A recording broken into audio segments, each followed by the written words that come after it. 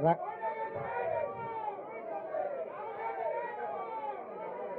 Congress party కార్యకర్తలకు, media మిత్రులకు, వేదిక మీద ఉన్న పెద్దలకు హృదయపూర్వకంగా నమస్కారాలు తెలియజేస్తూ, ఈరోజు తుక్కుగూడ రాజీవ్ గాంధీ ప్రాంగణంలో ఈ నెల 6 తారీఖు రోజు సాయంత్రం 5 గంటలకు నిర్వహించబోయే తెలంగాణ జనజాతర సమావేశాన్ని నిర్వహించడానికి సంబంధించిన కార్యాచరణను పర్యవేక్షించడానికి జిల్లా ఇన్ఛార్జ్ మంత్రివర్యులు మేనిఫెస్టో కమిటీ చైర్మన్ మిత్రుడు దుద్దిల్ల శ్రీధర్ బాబు గారు, ఈ ప్రాంత కాంగ్రెస్ పార్టీ మొన్నటి ఎన్నికలలో పోటీ పడిన మిత్రులు కిచ్చన్న గారి లక్ష్మారెడ్డి గారు,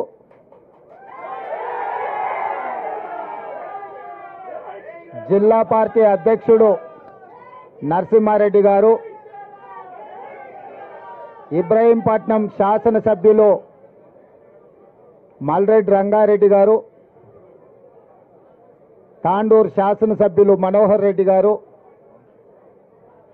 అదేవిధంగా రంగారెడ్డి జిల్లా పరిషత్ చైర్పర్సన్ అనితమ్మ గారు, ఏఐసిసి సెక్రటరీ సిడబ్ల్యూసి ప్రత్యేక ఆహ్వానితులు మిత్రులు చల్లా వంశీచంద్ర రెడ్డి గారు, చాలామంది పెద్దలు ఈరోజు ఈ సమీక్షకు రావడం జరిగింది. ఈ వేదిక మీద నుంచి తెలంగాణ ప్రజలకే కాదు, జాతీయ స్థాయిలో భారతదేశ కాంగ్రెస్ పార్టీ ఎన్నికల మేనిఫెస్టో తెలంగాణ గడ్డ మీద విడుదల కాబోతుంది. ఈ కార్యక్రమానికి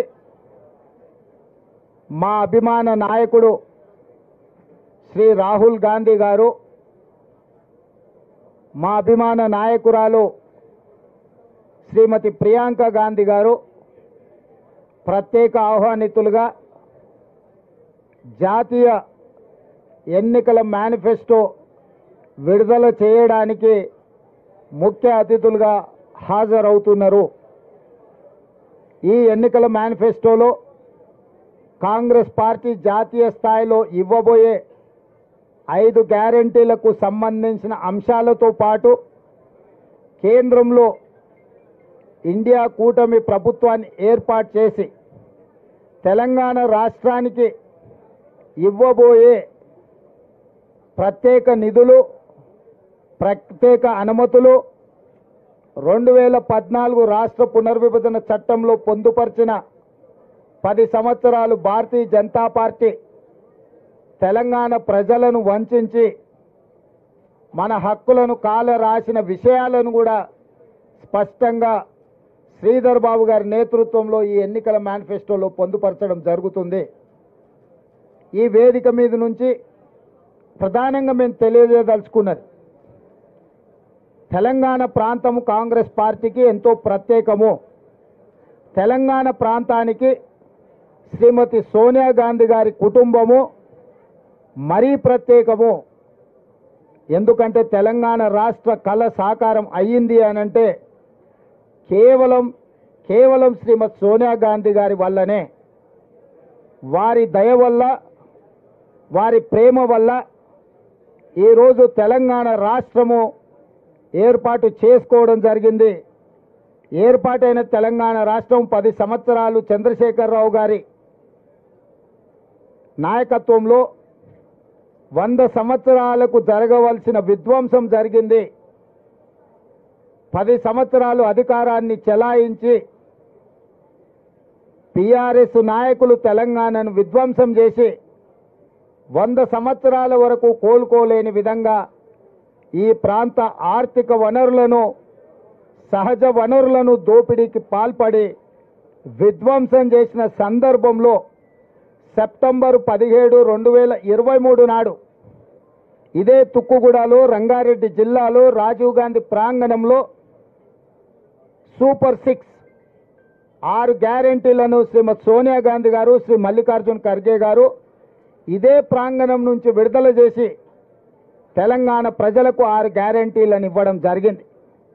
తెలంగాణ రాష్ట్రం ఇచ్చిన శ్రీమతి సోనియా గాంధీ గారు ఈ 4 కోట్ల తెలంగాణ ప్రజలకు ఇచ్చిన 6 గ్యారెంటీలను సంపూర్ణంగా విశ్వసించి వారి నాయకత్వం మీద ఉన్న నమ్మకం, వారి పట్ల ఉన్న అభిమానాన్ని తెలంగాణ ప్రజలు ప్రత్యేకంగా చాటుకొని 65 మంది శాసనసభ్యులను ఎన్నుకొని 40% ఓట్లిచ్చి ఇక్కడ సుస్థిరమైన ప్రభుత్వాన్ని ఏర్పాటు చేసిండ్రు.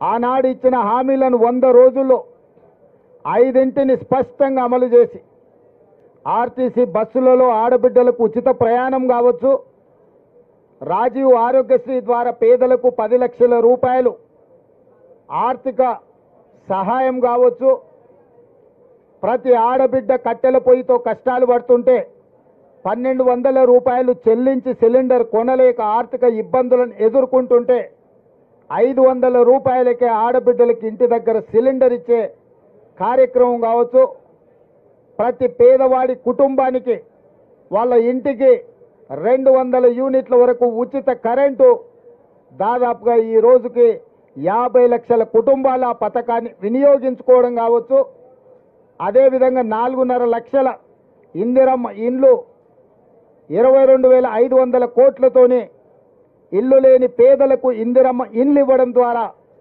ఆ కుటుంబాలను ఆదుకునే కార్యక్రమాలను ఇప్పటికీ మా ప్రభుత్వం అమలు చేసింది. మిగతా విషయాలను కూడా ఎన్నికల కోడ్ తర్వాత 100% వాటిని నిర్దిష్టంగా అమలు చేసి సోనియా గాంధీ గారు ప్రజలకిచ్చిన 6 గ్యారెంటీలను 100% అమలు చేయడానికి మా ప్రభుత్వం కంకణబద్ధులై ఉన్నది. అందుకే ఈరోజు ఈ ప్రాంతం కాంగ్రెస్ పార్టీకి, ఈ రాష్ట్రం కాంగ్రెస్ పార్టీకి ఒక ప్రత్యేకమైన సెంటిమెంట్ ఉన్నది. అందుకే జాతీయ స్థాయిలో కూడా రేపు ఏర్పడబోయే ఇండియా కూటమి ప్రభుత్వం, దానికి సంబంధించిన కాంగ్రెస్ పార్టీ ఎన్నికల మేనిఫెస్టో తెలంగాణ రాష్ట్రం నుంచే విడుదల చేయాలని మల్లికార్జున్ ఖర్గే గారు ఆదేశాలు ఇవ్వడంతో తెలంగాణలో ఉన్న లక్షలాది మంది కాంగ్రెస్ పార్టీ శ్రేణులు ఎంతో సంతోషంగా, రెట్టించిన ఉత్సాహంతో సెప్టెంబర్ 17, 2023 నాడు ఏ విధంగా అయితే లక్షలాదిగా తరలి వచ్చి సోనియా గాంధీ గారి, మల్లికార్జున్ ఖర్గే గారి నాయకత్వాన్ని బలపరిచిండ్రో 6 తారీఖు నాడు సాయంత్రం 5 గంటలకు అదేవిధంగా తెలంగాణ నలుమూలల నుంచి లక్షలాదిగా ఈ సభకు హాజరయ్యి జాతీయ స్థాయిలోనే తెలంగాణ కాంగ్రెస్ యొక్క కంచుకోట, తెలంగాణ కాంగ్రెస్ పార్టీ సొంత కుటుంబము అని చెప్పి నిరూపించడానికి మా కార్యకర్తలంతా సంసిద్ధులై ఈ సన్నాహక ఏర్పాట్లను అన్నిటిని కూడా పర్యవేక్షిస్తున్నారు. జాతీయ స్థాయి నాయకత్వం ఇక్కడికి వస్తున్నది కాబట్టి నేనే స్వయంగా పిసిసి అధ్యక్షుడిగా ఈ పనులను పర్యవేక్షించడానికి మా స్థానిక కార్యకర్తలను అందరినీ కూడా ఈ కార్యక్రమంలో పనులలో వాళ్ళకు అప్పగించడానికి ఈరోజు ఈ పర్యవేక్షణ కార్యక్రమాన్ని మేము ఏర్పాటు చేసుకున్నాము. ఈ విధంగా జాతీయ స్థాయి ఎన్నికల మేనిఫెస్టో తెలంగాణ రాష్ట్రంలో విడుదల చేయడానికి జాతీయ నాయకత్వం ఒప్పుకున్నందుకు మల్లికార్జున్ ఖర్గే గారికి, శ్రీమతి సోనియా గాంధీ గారికి తెలంగాణ కాంగ్రెస్ పార్టీ తరఫున ప్రత్యేకమైన ధన్యవాదాలు, కృతజ్ఞతలు నేను తెలియజేయదలుచుకున్నాను మా కార్యకర్తల తరఫున. ఎందుకు అనంటే జాతీయ కార్యాచరణ ఇక్కడి నుంచే పిలుపునివ్వడము అనంటే అధిష్టానము మా కార్యకర్తల యొక్క కష్టాన్ని, మా కార్యకర్తల యొక్క పనితనాన్ని గుర్తించినట్టు, అందుకే వారికి ప్రత్యేకంగా అభినందనలు తెలియజేసుకుంటున్నాను. ఇది రాబోయే 6 తారీఖు నాడు 5 గంటలకు తెలంగాణ జనజాతరకు సంబంధించిన కార్యక్రమం. దీంట్లో లక్షలాదిగా ఆదిలాబాద్ నుంచి అలంపూర్ వరకు, ఖమ్మం నుంచి కొడంగల్ వరకు ప్రతి గ్రామం నుంచి కార్యకర్తలు, తెలంగాణ ప్రజలు, ముఖ్యంగా దళితులు, గిరిజనులు, మైనారిటీలు, వెనుకబడిన వర్గాలు ఈ కార్యక్రమంలో అత్యధికంగా పాల్గొనాలి. మహిళలకు ప్రత్యేకమైన ఆహ్వానం, ప్రత్యేకమైన సీట్లు కూడా ఏర్పాటు చేయడం జరుగుతుంది. ఎందుకంటే కాంగ్రెస్ అధికారంలో ఉన్నప్పుడల్లా మహిళలకు ప్రత్యేకమైన గుర్తింపునిచ్చి వాళ్ళను ఆర్థిక అభివృద్ధి పదం వైపు నడిపించింది కాంగ్రెస్ పార్టీ. కాబట్టి మా ఆడబిడ్డలు కూడా ప్రత్యేకంగా ఈ సమావేశానికి రావాలి, ప్రియాంక గాంధీ గారిని అభినందించాలి అని చెప్పి మా మహిళా నాయకురాళ్ళకు అందరికీ కూడా ప్రత్యేకంగా ఆహ్వానం పలుకుతున్నాం. మా నిర్వాహకులకు కూడా స్థానిక నాయకత్వానికి కేఎల్ఆర్ గారికి, రంగన్నకు, ఇక్కడ ఉండే ముఖ్యమైన నాయకులకు ముందు వరుసలో మహిళలకే పాసులు ఇచ్చి కొన్ని బ్యారికేడ్స్ వాళ్ళకే ప్రత్యేకంగా కేటాయించండి. ఎందుకంటే వాళ్ళ ఆశీర్వాదం ఉంటే ఎంత పెద్ద ఎన్నికైనా అవలీలగా గెలవచ్చు. మన గెలిపించి చూపించిండ్రు. మన పరేడ్ గ్రౌండ్లో 1,00,000 మంది ఆడబిడ్డలు కదం దొక్కి ప్రతి ఆడబిడ్డను కోటీశ్వరరాళ్ళను చేస్తామని మనం మాట ఇచ్చినాము. ఆ విశ్వాసంతో ఆడబిడ్డలు అందరూ కూడా వస్తారు. వాళ్లకు ప్రత్యేకమైన ఏర్పాట్లు చేయవలసిందిగా నిర్వాహకులకు ప్రత్యేకంగా నేను ఆదేశాలు ఇస్తున్నా. ఏదైనా సమస్య వస్తే మా చైర్పర్సన్ గారు ఉన్నారు, మా మేయర్ గారు ఉన్నారు, ఇక్కడనే స్థానిక మేయర్ గారు, అదేవిధంగా చైర్పర్సన్ గారు, మీరు ఆడబిడ్డలకు సంబంధించిన ప్రత్యేక నిర్వహణ కార్యక్రమాలను మీరు ప్రత్యేకంగా చూసుకోవాలి. దానికోసం కూడా ఒక ప్రత్యేకంగా కమిటీని వేయాల్సిందిగా శ్రీధర్ బాబు గారికి నేను సూచన చేస్తున్నాను. ఎందుకంటే ఆడబిడ్డల ఏర్పాట్లు మహిళా నాయకురాల నాయకత్వంలో ఉండి 2 మంత్రులను కూడా, సీతక్కను, కొండా సురేఖ గారిని కూడా ఇక్కడ పర్యవేక్షించే కార్యక్రమంలో వాళ్ళను కూడా భాగస్వాములను చేయాల్సిందిగా మిత్రుడు శ్రీధర్ బాబు గారికి సూచన చేస్తున్నా. ఏర్పాట్లకు సంబంధించి ప్రతిరోజు ఎవరెవరు ముఖ్యమైన నాయకులు ఇక్కడికి వచ్చి పర్యవేక్షించడం, ఏర్పాట్లకు కార్యక్రమానికి సంబంధించి మీడియా మిత్రులకు ప్రత్యేకంగా మీకు వివరాలను అందించడం కూడా మీడియా మిత్రులకు కష్టం కాకుండా మీకు రెడీమేడ్ మీల్స్, ఫుల్ మీల్స్ పెట్టేటట్టు మీకు సమాచారాన్ని కూడా ఇస్తాము. మా రాజు అక్కడి నుంచి చూస్తున్నాడు, మాకు ఫుల్ మీల్స్ సరిపోదు సార్, ఫ్యామిలీ ప్యాక్ కావాలని. కాంగ్రెస్ అంటేనే కలిసిమెలిసి ఉండాలని, దూరంగా దూరంగా కూర్చోవద్దు. ఒకరి మీద ఒకరు కూర్చున్నట్టుంటే మన అందరికి అభిమానం ఎక్కువ ఉంటుంది అని చెప్తా మొత్తం చెప్పినాక చారి గారు జర్ర తొందర వాళ్ళకి చారి గారు. సో అన్ని ఏర్పాట్లు చేపిస్తాము. మీడియా మిత్రులకు కూడా ప్రత్యేకంగా ఏర్పాట్లు కానీ, బ్యారికేడ్స్ కానీ, పాసులు కానీ, రవాణా సౌకర్యాలు కూడా ఏర్పాట్లు చేయాలని చెప్తున్నా. అదేవిధంగా ఇంకా తెలంగాణ రాజకీయాల విషయానికి వస్తే, మొన్న మాజీ ముఖ్యమంత్రి ప్రతిపక్ష నాయకుడు కల్వకుంట్ల చంద్రశేఖరరావు గారు పొలం బాట పట్టినరు, సంతోషం. 10 సంవత్సరాల తర్వాతైనా తెలంగాణ ఉన్నది, తెలంగాణలో రైతులు ఉన్నారు అని వారికి గుర్తొచ్చినందుకు, గుర్తు చేసినందుకు కాంగ్రెస్ పార్టీ కార్యకర్తలను ప్రత్యేకంగా అభినందిస్తున్నా. ఎందుకంటే అధికారం కోల్పోకపోయిన ఉండుంటే, అధికారం కోల్పోయిన దుఃఖంలో ఆయన కిందపడి గాయం కాకపోయిన ఉండుంటే, అవినీతిలో పాల్పడి కూతురు జైలుకు పోకపోయిన ఉంటే చంద్రశేఖరరావు గారు మనకు కనిపించడానికి కూడా దొరకకపోవు. తుపాకీ గుండుకు అందకపోవు, దొంగకు దొరకకపోవు. వారు అధికారం కోల్పోయినందుకు, కిందపడి గాయమైనందుకు, కూతురు జైలుకు పోయినందుకు మాకు కొంత సానుభూతి ఉంది సాటి మానవుడిగా. కానీ ఆయన వ్యవహరించిన తీరు మాత్రం ఆక్షేపణీయము. కాంగ్రెస్ వచ్చింది, కరువు వచ్చింది అంటున్నాడు. 80,000 పుస్తకాలు చదివిన చంద్రశేఖరరావు వానాకాలం ఎప్పుడు వస్తుంది, చలికాలం ఎప్పుడు వస్తుందో నీకు తెలియకుండా పోయిందా? జూలై, ఆగస్టు, సెప్టెంబర్, అక్టోబర్ వానాకాలం, నవంబరు, డిసెంబరు, జనవరి, ఫిబ్రవరి చలికాలం. కాంగ్రెస్ ఎప్పుడు అధికారంలోకి వచ్చింది? డిసెంబర్ 7 తారీఖు నాడు వచ్చింది. చలికాలంలో వానలు పడతాయా? సార్ ఒకవేళ వేసుకున్నప్పుడు వాన పడ్డట్టు అనిపిస్తే నాకు తెలియదు. మరి July, August, September, October, November, December 7 తారీఖు మేము ప్రమాణ స్వీకారం చేసే వరకు తమరే ముఖ్యమంత్రిగా ఉంటుంది, తమరి ప్రభుత్వమే అధికారంలో ఉండే. మరి తమరి పాపాలకే కదా వరుణదేవుడు భయపడిపోయి వానలు గురవక కరువు వచ్చింది. నీ వారసత్వంగా కరువుతో పాటు 7 లక్షల కోట్ల రూపాయల అప్పులు కూడా మాకు అప్పచెప్తే ఆ రోజు నుంచి రోజుకు 18 నుంచి 20 గంటలు మేము కష్టపడి దీన్ని సరిదిద్దడానికి ప్రయత్నం చేస్తున్నాము. నువ్వు చేసిన పాపాలను మా ఖాతాలో రాయాలని మీరు ప్రయత్నించడం ఏమన్నా మర్యాదగా ఉన్నదా చంద్రశేఖరరావు గారు? నేను ఒక్కటే అడగదలుచుకున్నా, ఏరా రాము వానకాలం అంటే నీకు తెలియదా అంటే అదెందుకు తెలియదు సార్ చలికాలంలో వస్తుందని వెనకటికి కూడా భలే చెప్పిండట. చంద్రశేఖరరావు గారు కూడా గట్లే చలికాలంలో వచ్చి ఇప్పుడు ఎండాకాలంలోకి అడుగు పెడుతున్నాం. మేము వచ్చింది ఎప్పుడు, వానలు రాకపోయేప్పుడు, కరువు మేమెప్పుడు తెస్తుమే? నీవు చేసిన కర్మ మాకు తగులుకున్నది.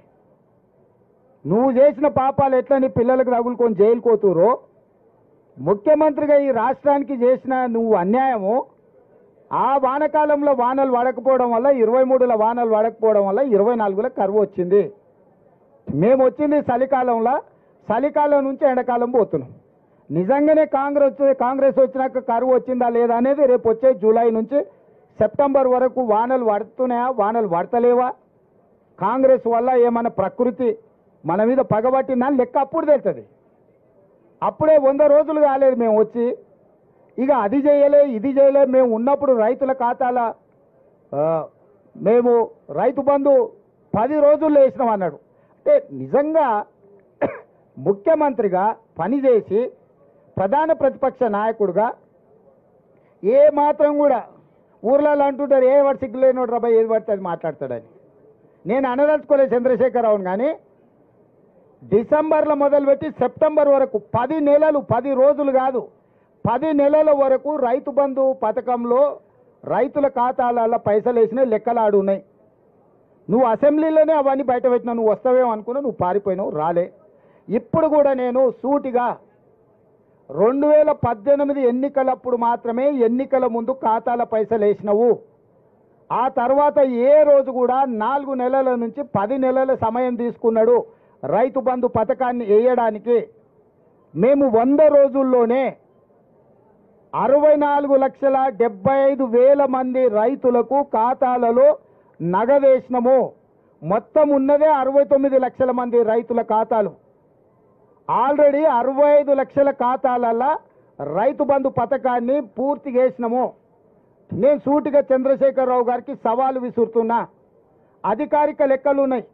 64,75,581 రైతుల ఖాతాలలో రైతు బంధు పథకము మేము వేయడం జరిగింది. ఇక మిగిలింది 4 లక్షల చిల్లర మాత్రమే. ఒకవేళ ఈ లెక్కలలో తప్పులు ఉంటే మీరు ఏ శిక్ష విధించినా మేము ఆ శిక్షను అనుభవించడానికి సిద్ధంగా ఉన్నాము. మేము చెప్పిన లెక్కలు నిజమైతే తెలంగాణ రైతాంగానికి నువ్వు ముక్కు నేలకు రాసి క్షమాపణ చెప్తావా అని చెప్పి నేను వారిని అడుగుతున్నా. ఇక విద్యుత్ గురించి మాట్లాడాను. ఆయన సూర్యాపేటలో మాట్లాడుతుంటే మైక్ ఆగింది. అసలు ఎంత సిగ్గులేనోడు అంటే నేను మళ్ళీ విద్యుత్ అధికారులను అడిగిన. విద్యుత్ అధికారులు చెప్పాను, సార్ ఆయన ఉన్న ఏరియాలో కదా సూర్యాపేట టౌన్లో ఏ సబ్ స్టేషన్లో కూడా 30 సెకండ్లు కూడా కరెంటు పోలేదని అధికారిక లెక్కలు చెప్పినాయి. ఆయన పెట్టుకున్నది కూడా జనరేటర్తో పెట్టుకున్నాడు. ఆయన పెట్టిన మైకు ఆడ పెట్టిన సమావేశాన్ని కరెంటు కనెక్షన్ లేదు, జనరేటర్ కనెక్షన్ ఉంది. నీ జనరేటర్లో ఎవడు పుల్ల పెట్టిండో, నీ పార్టీలో ఎవడు కట్టే పెట్టిండో, ఆ 3 అడుగుల జగదీశ్వర్ రెడ్డి పడనోళ్ళు ఆ జిల్లాలో బొచ్చడి మంది ఉన్నారు. ఎవడు ఆ కనెక్షన్ వీకిండో, ఎవడు కనెక్షన్ పెట్టిండో ఎవడికి తెలుసా? నీ దాంట్లో ఉన్న బొక్కలు నువ్వు చక్కగా చూసుకోక ఇక చూసినావు కరెంటు కాంగ్రెస్ వాళ్ళు తీసిరని. చంద్రశేఖరరావు, నేను నీకు ఒక మాట చెప్పదలుచుకున్నా. 10 ఏళ్ళు మేము ప్రతిపక్షంలో ఉన్నాం. ఏ ఒక్క రోజైనా రైతుల విషయంలో కానీ, విద్యార్థుల విషయంలో కానీ, నిరుద్యోగుల విషయంలో కానీ మేము ఏదైనా కార్యాచరణ తీసుకుంటే మమ్మల్ని ఇళ్లలో నుంచి బయటకన్నా వెళ్ళనిచ్చినవా? పోలీసు నిర్బంధాల మధ్యలో, పహారాల మధ్యలో, లాఠీ చార్జీల మధ్యలో ప్రతిపక్షాల గొంతు నొక్కి ఇంట్లో నుంచి బయటకు వెళ్ళక ముందే మమ్మల్ని గొర్రెలు ఇసుకపోయినట్టు ఇసుకపోయి పోలీస్ స్టేషన్లో వేసినావు కదా, అప్పుడే మర్చిపోయినావా? మేము ప్రజాస్వామ్యాన్ని నమ్ముతాం, విశ్వసిస్తాం కాబట్టి నీ పర్యటనకు మొత్తానికి ప్రభుత్వమే ఏర్పాట్లు చేసింది. నీ పార్టీ కార్యకర్తలు ఎవడు ఏర్పాట్లు చేయలే. కంప్లీట్గా నీకు రక్షణ కల్పించి ప్రధాన ప్రతిపక్ష నాయకుడికి ఎక్కడికైనా వెళ్ళని, ప్రజల్ని కలవని, ప్రజా సమస్యల మీద మొదటిసారి బయటకు వచ్చిండు. కనీసం ఇట్లనే ఆయన పాపాలు అడుక్కుంటాడేమని చెప్పి అన్ని ఏర్పాట్లు మా మంత్రివర్గం ఏర్పాటు చేసింది. ప్రతి క్షణం నేను ఎక్కడ కూడా ప్రతిపక్ష నాయకుడికి ఇబ్బంది కలగొద్దని మా పోలీస్ అధికారులకు సూచనలు చేసుకుంటే ఆయన పర్యటన అంతా జరగనిచ్చిన. ఒకవేళ మేమే అనుకుంటే నువ్వు ఇంట్లోకి వెళ్ళి బయటకు వెళ్తుంటావా చంద్రశేఖరరావు? మొట్టమొదట నువ్వు ప్రజల దగ్గరికి వెళ్ళడానికి, కలవడానికి, ప్రతిపక్ష నాయకుడిగా నీ బాధ్యత నెరవేర్చడానికి అన్ని రకాలుగా సహకరించినందుకు మా ప్రభుత్వానికి కృతజ్ఞత చెప్పాలి. రెండవది, నీ పాపాలు కడుక్కోవడానికి ప్రజల దగ్గరికి వెళ్ళినావు. నీ పార్టీ ఖాతాలో 1500 కోట్ల రూపాయల దోపిడీ సొమ్ముంది. దోసుకున్న వాళ్ళు ఎలక్షన్ బాండ్లు ఇచ్చారు, 1500 కోట్ల రూపాయలు నీ ఖాతాలనే ఉన్నాయి. ఆ పాపం సొమ్ము ఒక 100 కోట్లు ప్రజలకు వంచిపెట్టినుంటే ఆ నష్టపోయిన రైతులకు అంతో ఇంతో 100 కోట్ల ఆర్థిక సాయం నీ పార్టీ ఖాతా నుంచి ఇచ్చినుంటే నిజంగానే ఈ రైతుల పట్ల నీకు సానుభూతి ఉంది, నిజంగానే రైతులు పంట నష్టపోయారు, దీన్ని ఏమన్నా సరిదిద్దాలని నీ ఆలోచన ఉన్నదని ప్రజలు అనుకునేటోళ్ళు. ఎండిపోయింది ప్రజల పంట, దాని మీద కూడా రేపు పార్లమెంట్ ఎన్నికలలో లబ్ధి పొందాలని ఇట్లాంటి నక్కచిత్తుల వేషాలు ప్రజలకు తెలియవా? ఎన్నికలు లేకపోతే నువ్వు బయటకు వస్తుంటివా చంద్రశేఖరరావు? ఎన్నికలు ఉన్నాయి కాబట్టి ఈరోజు బయటకు వెళ్ళిండు. ప్రజలు ఏమంటున్నారంటే బొక్కలో దాచుకున్న ఎలుకకు పొగ పెడితే బయటకు వస్తుంది సార్, ఎన్నికలనే పొగ పెట్టినాం కాబట్టి ఎలుక బయటకు వచ్చిందని ప్రజలు అంటున్నారు. మేమేం అనదలుచుకోలే, నువ్వు ప్రతిపక్ష నాయకుడు చెయ్యి, ఇంకా బాగా తిరుగు, ప్రజలలో ప్రజల సమస్యలు తెలుసుకో, నివేదికలు తీసుకురా, ఇవ్వు ప్రభుత్వానికి. నీ సూచనలు ఏమైనా ప్రజలకు ఉపయోగపడతాయంటే 100% మా ప్రభుత్వం వాటిని స్వీకరిస్తుంది. అంతే తప్ప బరితెగించి 100 రోజుల్లోనే ఈ ప్రభుత్వం విఫలం చెందింది, ఈ ప్రభుత్వం కూలాలే, ఈ ప్రభుత్వం కాలాలే, ఈ ప్రభుత్వం పోవాలి, ఏం శాపలు నాడతారు చంద్రశేఖరరావు? నువ్వు 10 ఏళ్ళు ఉన్నావు, మేము ఎప్పుడన్నా అట్లా అన్నామా నిన్ను? అంటే అస్సలు ఆయనకు ఆగుతలేదు అధికారం పోయింది అని అంటే ఇక ఎట్లనైనా వేసి తొండో మొండో ఎవరి కాళ్ళైనా పట్టుకొని కుర్చీలో కూర్చోవాలనుకుంటున్నావు, అంత ఆశమాశ అనుకుంటున్నావా? అందుకే విద్యుత్ విషయంలో కానీ, సాగునీరు విషయంలో కానీ, రైతు బంధు విషయంలో కానీ, రైతు బీమా విషయంలో కానీ, గిట్టుబాటు ధర విషయంలో కానీ వరి కోతలు మొదలై ఇంకా పూర్తి స్థాయిలో కానేలేదు. అప్పుడే 7000 పైచీలకు కొనుగోలు కేంద్రాలను ఐకేపీ కేంద్రాలను మేము తెరిచినాం, వాళ్ళు అసలు తెరవనే లేదంటున్నారు. నీలాక క్వింటాల్కు 10 కిలోలు కమిషన్లు కొట్టే విధానం ఉండదు మా దగ్గర. ఎవడన్నా టేసిందంటే తిత్తి తీస్తాం. ఎవడన్నా 10 కిలోలకిన క్వింటాల్కి ఇగిన కమిషన్లు తడి పేరు మీద, తాలు పేరు మీద ఎవడన్నా కొట్టిండంటే నీలాక కమిషన్ల దందాలు చేయం చంద్రశేఖరరావు. మమ్మల్ని ఢిల్లీ పోయిందంటారు, ఢిల్లీ పోయిన ప్రతిసారి కేంద్ర ప్రభుత్వం నుంచి పెండింగ్ ప్రాజెక్టులను సాధించుకొచ్చినాం. అది స్కైవేలు కావచ్చు, కేంద్ర నిధులు కావచ్చు, డిఫెన్స్ ల్యాండ్స్ కావచ్చు, ప్రతి విషయంలో ఢిల్లీకి వెళ్ళి మా మంత్రులు మేము ఔటర్ రింగ్ రోడ్ RRR కావచ్చు, రీజనల్ రింగ్ రోడ్ విషయంలో కావచ్చు, నిధుల విషయంలో కావచ్చు, మెట్రో రైలు విషయంలో కావచ్చు, మూసి పరివాహక ప్రాంత అభివృద్ధి విషయంలో కావచ్చు 10 సంవత్సరాలు నీ పాపాలను ఒకటొకటిగా కడుక్కుంటూ, వాయిదాలు పడ్డ కేంద్ర అనుమతులను తెచ్చుకుంటూ, రాష్ట్రాన్ని ఒక దారిలో పెట్టి సర్దిద్దే ప్రయత్నం చేస్తున్నావు. నువ్వు కూలగొట్టిన సంసారాన్ని నిలబెట్టే ప్రయత్నం చేస్తున్నాము. నీ కులం, నీ కుటుంబం చేసిన దోపిడీ నుంచి రాష్ట్రాన్ని కాపాడి రైతులకు, విద్యార్థులకు, నిరుద్యోగ యువకులకు, ఆడబిడ్డలకు మేలు జరిగే విధంగా ఇవాళ చర్యలు చేపడుతున్నాం. ఇవాళ ఆడబిడ్డలకు స్వేచ్ఛనిచ్చినాం. మహిళా సంఘాలను పిలిచి కోట్లాది రూపాయలు వాళ్ళవి నువ్వు పెండింగ్ పెట్టిన వాటిని అన్నిటిని కూడా వాళ్ళకి ఇచ్చినాం. ఇవాళ మహిళలు ఊపిరి పీల్చుకుంటారు. మా అన్న వచ్చిండు, మా ప్రభుత్వం వచ్చింది, మా సోనియా మా ప్రభుత్వం వచ్చింది, మాకు సిలిండర్ వచ్చింది, ఇంటికి ఉచిత కరెంట్ వచ్చింది, మాకు ఆర్టీసీ బస్సులలో ఉచితంగా ప్రయాణం చేస్తున్నాం, మాకు స్వేచ్ఛ వచ్చింది. మా మహిళా సంఘాలు అన్నీ కూడా మళ్ళీ ఊపిరి పోసుకున్నాయి. లక్షాధికారులు కాదు, ప్రతి మహిళా సంఘం కోటీశ్వరులను చేస్తామని ప్రభుత్వం ముందుకు వచ్చిందని వాళ్ళ కళ్ళల్లో సంతోషం ఉంది, ఆనందం ఉంది. అది చూసి నీ కళ్ళల్లో నిప్పులు పోసుకుంటున్నావు చంద్రశేఖరరావు. ఆడబిడ్డలు ఉన్న కళ్ళల్లో ఆనందాన్ని చూసి నీ కళ్ళల్లో నిప్పులు పోసుకున్నా, నీ కడుపులో మంటలు రేగినా ప్రజలు నీ పట్ల సానుభూతి చూపియరు. ఎందుకంటే నువ్వు అన్ని పాపాలు చేసినావు. పాపాల భైరవుడు అనే పదం కూడా నీకు చిన్నది. అందుకే పిల్లి శాపనార్థాలకు ఉట్టి తెగిపడదు. చంద్రశేఖరరావు పర్యటనను కాంగ్రెస్ పార్టీ కార్యకర్తలు 100 ఎలుకలు తిన్న పిల్లి తీర్థయాత్రలు పోయిందన్నట్టుగా చూస్తున్నారు. నీ దోపిడీని కప్పిపుచ్చుకోవడానికి ఈ ఎన్నికల్లో నీ ఎంపీ అభ్యర్థులు పారిపోతుంటే దాన్ని అధిగమించడానికి నీకు తెలిసిన తక్కుంటమార విద్యలన్నీ ప్రదర్శిస్తున్నావు. ఇవన్నీ కాలం చెల్లిపోయినాయి. చంద్రశేఖర్ అనేవాడు తెలంగాణ రాష్ట్రంలో రద్దయిపోయిన 1000 రూపాయల నోటు లాంటి వాడు. ఎవడన్నా జేబులో పెట్టుకుంటే జైలుకు పోతాడు. 1000 రూపాయల నోటు. ఇవాళ టీఆర్ఎస్ కూడా గట్లాంటిదే. రద్దయిపోయిన 1000 నోటు. బీఆర్ఎస్ టీఆర్ఎస్ కేసీఆర్ ఆ ప్రభుత్వం ఏందో దాని కాలం అయిపోయింది. ఏదేమైనా ఒక్కటి మాత్రం నేను అభినందించదలుచుకున్నా. ప్రతి వారం నువ్వు బయటికి వెళ్ళాలి, ప్రజలలో తిరగాలి. ప్రతిపక్ష నాయకుడిగా నీ బాధ్యత పోషించు. మా ప్రభుత్వం ప్రతిపక్షాలను గొంతు నొక్కాలని అనుకోదు. ప్రజా సమస్యలు మీరు మా దృష్టికి తీసుకొస్తే సహేతుకమైన వాటిని మా ప్రభుత్వం బేసిజాలకు పోకుండా పరిష్కరిస్తుంది. మీడియా మిత్రులకు కూడా ఏ విధంగా అయితే 2023 డిసెంబర్ 3 నాడు కాంగ్రెస్ పార్టీని గెలిపించి డిసెంబర్ 9 నాడు మా గ్యారెంటీలు అమలు చేయడానికి సహకరించినరో అదేవిధంగా ఇండియా కూటమికి కూడా సహకరించండి. జూన్ 4 తారీఖు నాడు ఫలితాలు, జూన్ 9 తారీఖు నాడు ఢిల్లీ రామ్లీలా మైదానంలో ప్రమాణ స్వీకారానికి మీరందరూ రావాలి. ఎర్ర కోట మీద ఇండియా కూటమి 3 రంగుల జెండాను ఎగరేస్తాము. జూన్ 9 నాడు మీరందరూ కూడా ఢిల్లీకి రావాలి. మీరు లైవ్లో మన తెలంగాణ ప్రజలకు తెలుగులో మంచిగా చెప్పాలి.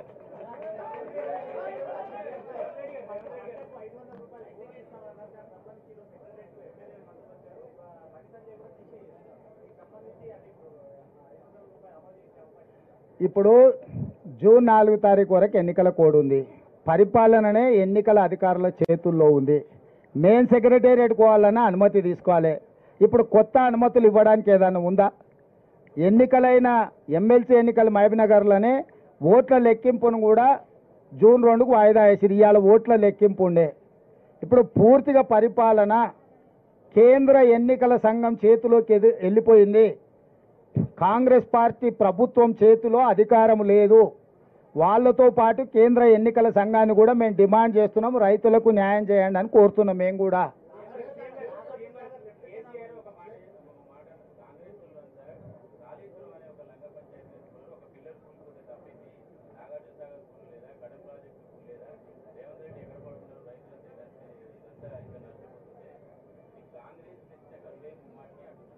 రేవంత్ రెడ్డి ఎక్కడ వండుకోలే. రేవంత్ రెడ్డి వాళ్ళ ఇంట్లోనే వండుకుంటుండు. ప్రతిపక్షంలో ఎక్కడ వండుకుండో ఇప్పుడు అక్కడనే వండుకుంటుండు. నేను ఫామ్ హౌజులలో కానీ సినిమా వాళ్ళ గెస్ట్ హౌజ్లలో అయితే అసలు వండుకుంటలేని కేసీఆర్ గారికి చెప్పురి. రెండవది మనిషి ఆయన కాళేశ్వరంలో 1, 2 ఊళ్ళో మేడిగడ్డ అక్కడ పిల్లర్స్ మనిషికి వెన్నెముక ఎట్లాంటిదో అట్లాంటిది. మనిషికి వెన్నెముక ఇరిగింది అనుకో దేనికి వణికిరాడు. ఉన్నాడా అంటే ఉన్నాడు అన్నట్టు అనిపిస్తుంది. మంచం మీద వండి ఉంటాడు. ఇవాళ మేడిగడ్డ కూలిపోవడం కూడా కాళేశ్వరం ప్రాజెక్టుకు వెన్నుపూస లాంటిది. వెన్నుపూసనే ఇరిగిపోయింది. దాన్ని ఎట్లా మరమ్మత్తు చేయాలని నిపుణులతో చర్చిస్తున్నాము. నీలాక దివాలా సంసారము దివాలా తీసిన విధానాలతో ముందుకు వెళ్ళదలుచుకోలేదు. అన్నిటికంటే కింద ఉన్నది ఆయన తెలివి. ఎంత తెలివి అంటే మేడిగడ్డ నుంచి అన్నారంలో పోయామంట. ఆల్రెడీ అన్నారంలో బొక్కబడి నీళ్ళు బయటకు పోతున్నాయి.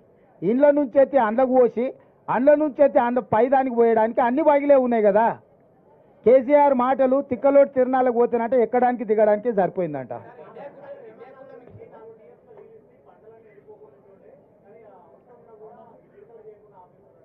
నేను అనేది అదే అంటున్నా. బుర్ర లేకుండా వితండవాదం చేస్తున్నాడు. హైదరాబాద్ నగరానికి తాగడానికి నీళ్లు లేవు, మీరు బోర్లు ట్యాంకర్లు అంటుండు. అసలు బుర్ర ఉందా కేసీఆర్కు? మిషన్ భగీరథ ద్వారా కృష్ణానది జలాలను ఇవ్వాల్సిన దానికంటే ఎక్కువ ఇస్తున్నాం. భూమిలో ఉన్న నీటి టేబుల్స్ పడిపోవడం వల్ల బోర్లు ఎండిపోయినాయి. అంతకుముందు నువ్వు కూడా మధ్యతరగతి మనం నల్లా నుంచి వచ్చే నీళ్లు వంటలకు కానీ మన ఇంట్లో తాగడానికి వాడుకునేది. మన ఇంటి అవసరాలు అంట్లు తోముకోవడానికి, స్నానానికి, ఇతర అవసరాలకు మన ఇంట్లో ఉండే బోర్ నీళ్లు వాడుకునేది. ఇప్పుడు బోర్ ఎండిపోయింది కాబట్టి ఈ నీళ్లతో పాటు అదనంగా బోరుతో వాడుకునే నీళ్లను ట్యాంకర్లలో కొనుక్కుంటున్నాము. ఇవాళ మేము దాదాపుగా 1000 ట్యాంకర్లతోని ట్యాంకర్ బుక్ చేసిన 12 గంటల లోపలనే ప్రతి వాళ్ళకి నీళ్లు అందిస్తున్నాము, అభినందించాల్సింది పోయింది, ట్యాంకర్లు వచ్చినాయి అంటున్నాడు. గ్రౌండ్ వాటర్ ఎప్పుడు వాడిపోయింది? వర్షాకాలంలో వర్షాలు రాకపోవడం వల్ల ఇప్పుడు గ్రౌండ్ వాటర్ వాడిపోయింది. నాగార్జున సాగర్లా, శ్రీశైలంలో అన్నిట్లల్లా డెడ్ స్టోరేజ్కి వెళ్ళిపోయినాయి. ఆ డెడ్ స్టోరేజ్ నుంచి మనము ఈరోజు నగరానికి తాగునీటి సమస్య తీవ్రతను దృష్టిలో పెట్టుకొని కొన్ని దగ్గరలలో కొంత కష్టమైన, రైతులకు కొంత నష్టమైన తాగునీరే మొదటి ప్రాధాన్యత. ప్రపంచ నీటి విధానము నీళ్లుంటే మొదట తాగడానికి, తాగు, సాగు, విద్యుత్తు, పరిశ్రమలు 4 ప్రాధాన్యతలు. ఇప్పుడు తక్కువ నీళ్లు ఉన్నాయి కాబట్టి తాగునీటికే వాటిని పొదుపుగా వాడి ఏప్రిల్, మే, జూన్ ఇంకా 90 రోజులు ఉంది ఎండలు. 90 రోజుల కోసము పొదుపుగా చుక్క చుక్క, బొట్టు బొట్టు లెక్క కట్టి ప్రతి పేదవాడికి తాగునీటి సమస్య రాకుండా ఉండడానికి, అదేవిధంగా బోర్లు పడిపోయినాయి, ఎండిపోయినాయి కాబట్టి ట్యాంకర్ల ద్వారా ఇంటి అవసరాలకు కూడా నీళ్లు అందించి పూర్తిగా సమీక్షించుకుంటూ, పర్యవేక్షించుకుంటూ ప్రజలకు ఇబ్బంది జరగకుండా గ్రామాలలో ఉన్న బోర్లను కూడా కొత్తగా ఫ్లెషింగ్ చేసి వాటిని రిపేర్ చేస్తున్నాము. కొన్ని దగ్గరలో ఇప్పుడు వరి కోతలు అయిపోయినాయి, రైతులకు ఉన్న బోర్లు నీళ్లు ఉంటే ఆ బోర్లను కూడా తీసుకొని ఆ నీళ్లను కూడా ట్యాంకర్లలో ఊర్లలో ప్రజలకు సరఫరా చేయడానికి ప్రణాళిక సిద్ధం చేసినాము. చిన్న చిన్న చెరువుల మీద ఉన్న తాగునీటి వనరులను కూడా ఇప్పుడు పూర్తిగా రిపేర్లు చేసుకొని తాగనికే నీళ్లు అందిస్తున్నాము. ఇవన్నీ మేం చేస్తుంటే నువ్వు వ్యవసాయానికి నీళ్ళు ఇవ్వలే, ఎండిపోయినాయి. ఎండిపోయినాక ఎందుకు చెప్తున్నావు? మరి అది మొదలుపెట్టినప్పుడే చెప్పుండొచ్చు కదా, ఈ సలహా ఏదో. అంటే ఎండిపోయినాక, ఇల్లు కాలినాక ఆ మంటల కాడ చలి కాసుకుందామని చంద్రశేఖరరావు ఎదురు చూస్తున్నాడు.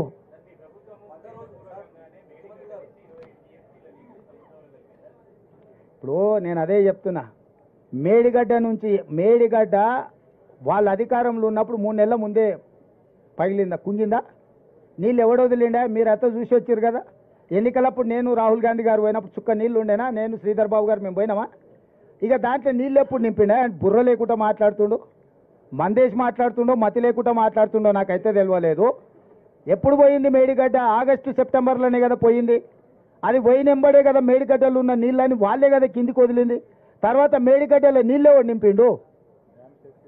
డ్యామ్ సేఫ్టీ వాళ్ళు వచ్చి ఉన్నవి కూడా తొలగించండి అని చెప్పారు కదా. ఇది వదులు, దాని పైన ఉన్న అన్నారం కూడా బొక్క పడ్డది, కూలేటట్టుంది, దాన్ని కూడా నీళ్ళు వదలమని డ్యామ్ సేఫ్టీ వాళ్ళే చెప్పారు కదా. సాంకేతిక నిపుణులు పర్యవేక్షిస్తుంటే కాంగ్రెస్ వాళ్ళు వచ్చి 20 టీఎంసీలు కిందికి నీళ్ళు వదిలిండి అంటే ఏమన్నా మతి ఉందానే? ఆయనకు అసహనం ఉంది, నేను ఒప్పుకుంటా. అదేనా ఈయన ఈ బోడిగాడ ఆయన నైపుణ్యంతో గట్టే గట్ల ఏడ్చింది. మేడిగడ్డ గుంజింది, అన్నారం పగిలింది.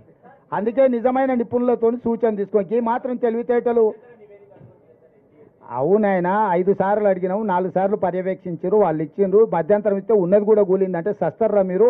దాన్ని పూర్తి స్థాయిలో సూచనలు చేస్తామని వాళ్ళు చెప్తున్నారు. మరి ఆ మాట కేంద్ర ప్రభుత్వాన్ని అడగాలి కదా. ఎన్డీఏసీ కేంద్ర ప్రభుత్వ పరిధిలో పనిచేసేది కదా. చంద్రశేఖరరావు మోడీని ఎందుకు అడుగుతలేడు?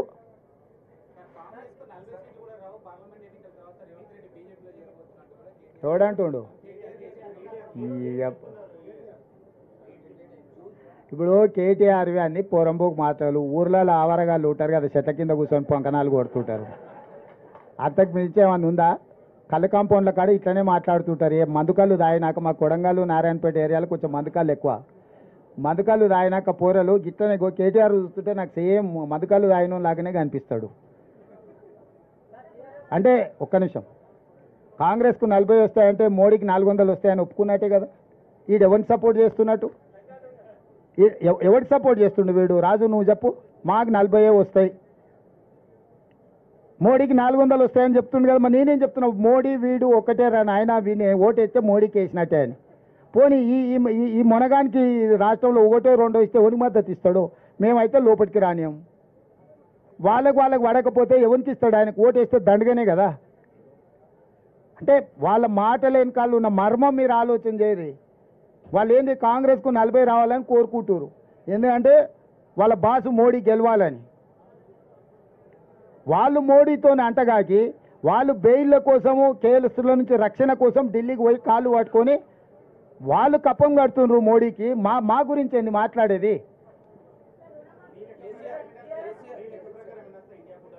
ప్రభుత్వం ఏర్పాటు చేస్తాన్ని వస్తాయి. డేట్ చెప్పిన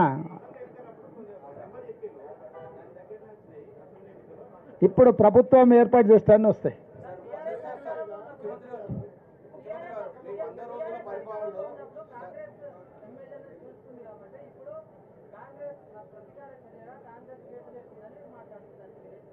ఇక వాళ్ళే చెప్పాలి, వాళ్ళే చెప్పారు కదా.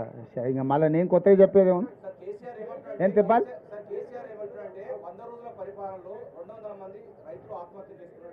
పేర్లు చెప్పమను, పేరు ఊర్లు ఇవ్వమను, నష్టపరిహారం ఇద్దాం. 200 నెంబర్ చెప్పుడు కాదు, పేర్లు వాళ్ళ వివరాలు ఇవ్వమను. తప్పకుండా ప్రభుత్వం నుంచి వాళ్ళని ఆదుకుందాం. సూటిగా నేను చంద్రశేఖరరావుని అడుగుతున్నా, ఏ రైతు ఏ ఊరు అతని వివరాలు మాకు పంపుండి, నిజంగానే రైతులు చచ్చిపోయి ఉంటే రైతుల పట్ల సానుభూతి ఉన్న రైతు ప్రభుత్వం మాది, ఆ రైతు కుటుంబాలను ఆదుకునే బాధ్యత మాది. 200 కుటుంబాలను ఎన్నికలైన మరుక్షణం సచివాలయానికి పిలిచి వాళ్ళని ఏ రకంగా ఆదుకోవాలో మా ప్రభుత్వం నిర్ణయం తీసుకుంటుంది. చంద్రశేఖరరావు గారికి 48 గంటలు సమయం ఇస్తున్న చనిపోయిన రైతుల 200 మంది రైతుల వివరాలు ప్రభుత్వానికి నివేదిక రూపంలో ఇవ్వాల్సిందిగా నేను వారిని కోరుతున్నా.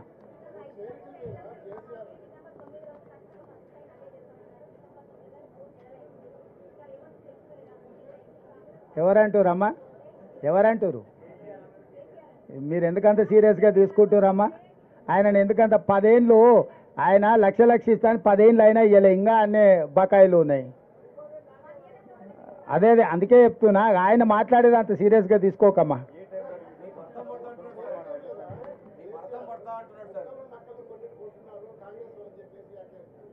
వాళ్ళు కూడా అన్నారు అదో గుంటనక్క, ఆ మాటలు మేము పట్టించుకోమని. ఇంకా వాళ్ళ ఇష్టం ఏదన్నా అనుకోని మనకెందుకు.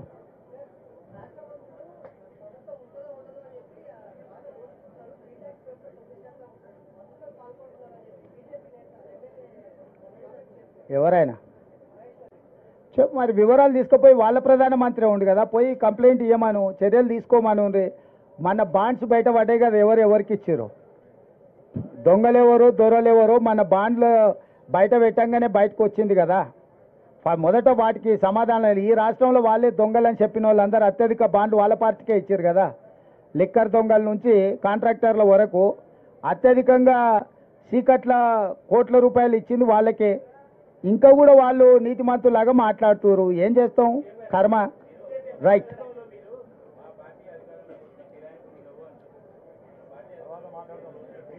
నువ్వు ఇంటికి రానికి సెలవు చెప్తా.